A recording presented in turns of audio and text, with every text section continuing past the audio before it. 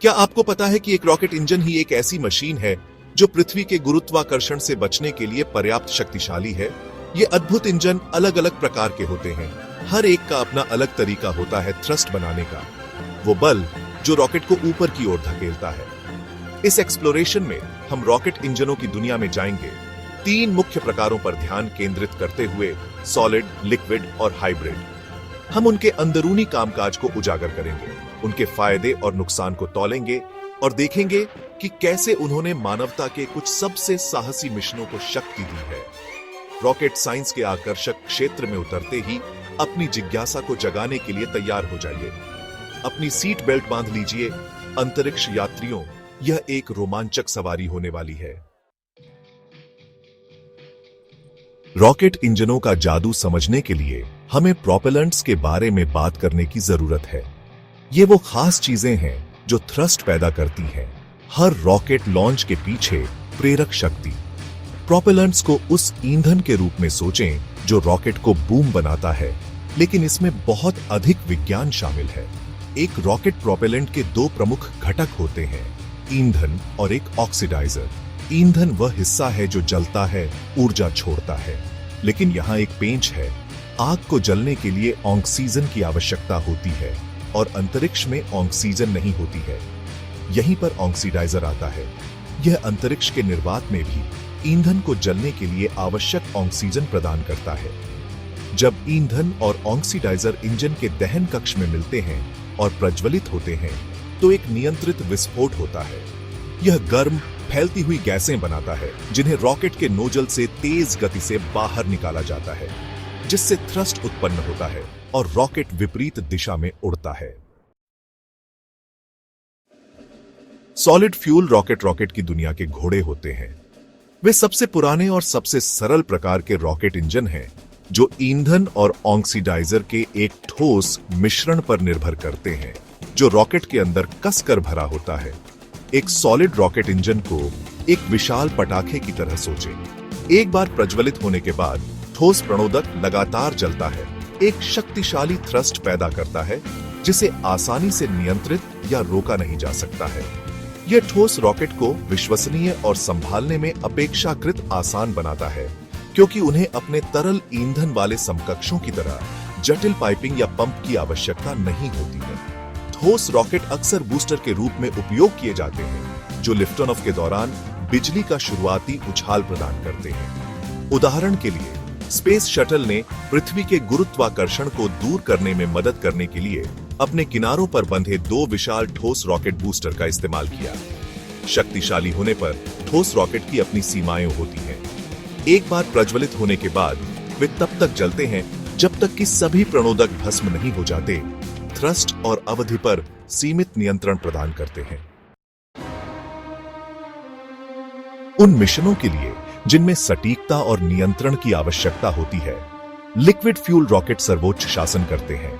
अपने ठोस ईंधन वाले चचेरे भाइयों के विपरीत, लिक्विड रॉकेट तरल ईंधन और ऑक्सीडाइजर को स्टोर करने के लिए अलग अलग टैंकों का उपयोग करते हैं, जिन्हें प्रज्वलित करने के लिए एक दहन कक्ष में पंप किया जाता है। एक लिक्विड रॉकेट इंजन को एक विशाल, ध्यान से नियंत्रित गैस स्टोव के रूप में सोचें। ईंधन और ऑक्सीडाइजर के प्रवाह को समायोजित करके इंजीनियर इंजन के थ्रस्ट को ठीक से नियंत्रित कर सकते हैं, जिससे युद्धाभ्यास, समायोजन और यहां तक कि उड़ान के दौरान इंजन को रोकने और पुनः आरंभ करने की क्षमता भी मिलती है।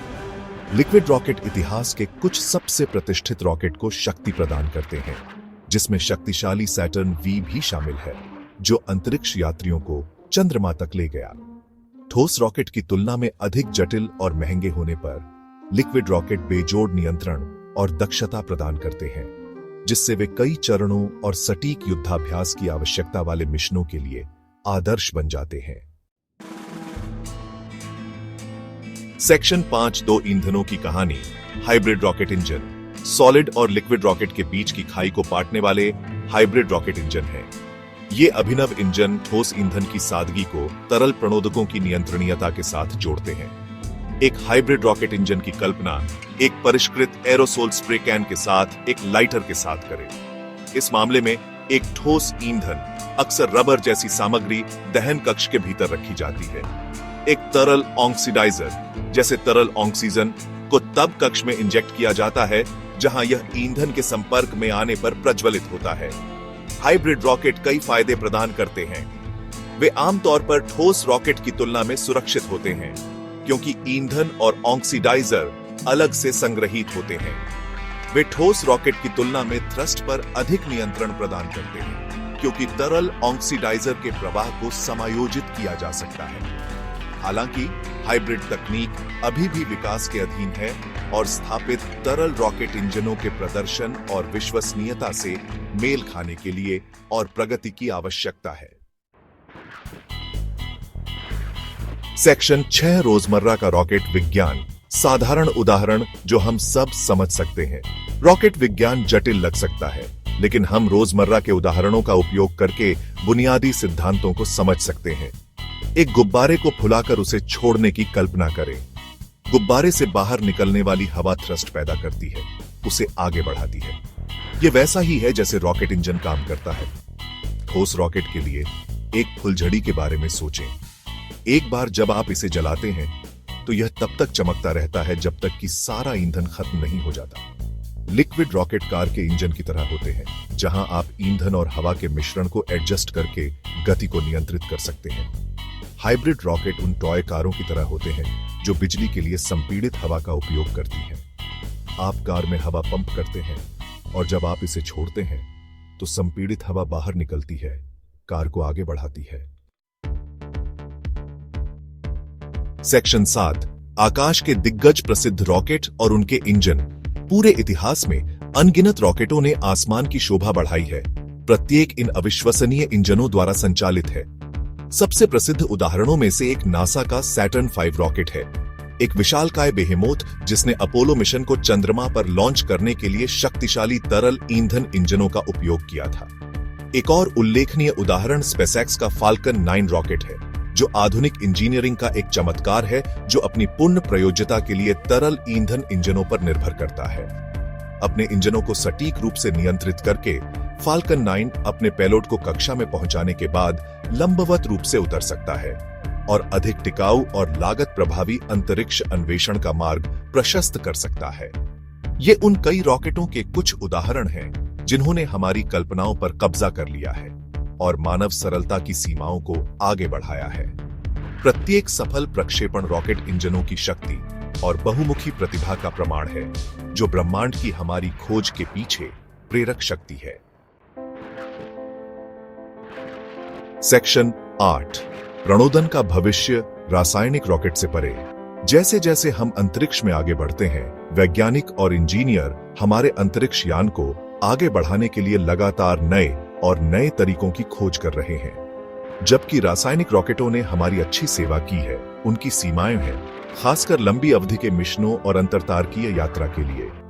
एक आशाजनक मार्ग आयन प्रणोदन है, जो थ्रस्ट बनाने के लिए आयोनों को तेज करने के लिए बिजली का उपयोग करता है। आयन थ्रस्टर अत्यधिक कुशल होते हैं, जिन्हें रासायनिक रॉकेट की तुलना में बहुत कम प्रणोदक की आवश्यकता होती है। हालांकि वे बहुत कम थ्रस्ट पैदा करते हैं, जिससे वे मुख्य रूप से लंबी अवधि के मिशनों के लिए उपयुक्त होते हैं, जहां क्रमिक त्वरण स्वीकार्य है। अन्य अवधारणाओं में परमाणु संलयन प्रणोदन शामिल है, जो अपार ऊर्जा उत्पन्न करने के लिए परमाणुओं को फ्यूज करने की शक्ति का उपयोग करता है। और एंटीमैटर प्रणोदन एक अत्यधिक सैद्धांतिक अवधारणा है, जो संभावित रूप से प्रकाश गति यात्रा के निकट सक्षम कर सकती है। हालांकि ये प्रौद्योगिकियां अभी अपनी प्रारंभिक अवस्था में हैं, लेकिन इनमें अंतरिक्ष यात्रा में क्रांति लाने, अन्वेषण के लिए नए मोर्चे और संभावनाएं खोलने की क्षमता है। सेक्शन 9 संभावनाओं का ब्रह्मांड रॉकेटरी के लिए आगे क्या है। सबसे शुरुआती आतिशबाजी से लेकर शक्तिशाली रॉकेट तक, जो हमारे सपनों को सितारों तक ले जाते हैं, रॉकेट इंजनों ने ब्रह्मांड की हमारी समझ को आकार देने में महत्वपूर्ण भूमिका निभाई है।